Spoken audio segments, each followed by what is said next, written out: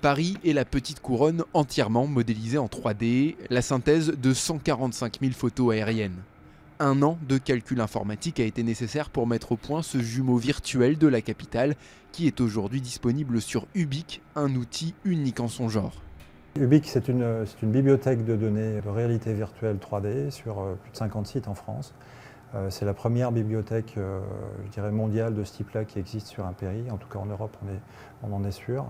50 villes en 3D dans un outil géométrique avec une réalité virtuelle photographique exceptionnelle.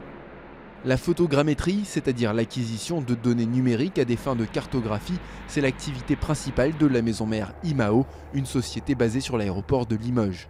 C'est à partir de ces prises de vue aériennes en très haute définition que sont réalisées les cartes 3D des différents sites. On a une caméra verticale qui fait 200 mégapixels et 4 caméras obliques qui font 50 mégapixels.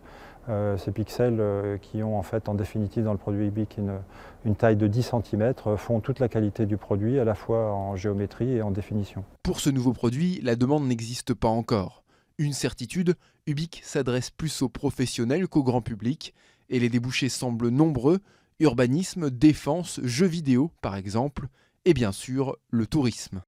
Vous pouvez vous promener autour d'un monument historique, vous pouvez sauvegarder votre patrimoine de cette manière-là, puisque les multiples photographies qui ont été créées autour de ça sont photogrammétriques, c'est-à-dire qu'on peut mesurer en 3 dimensions à l'intérieur.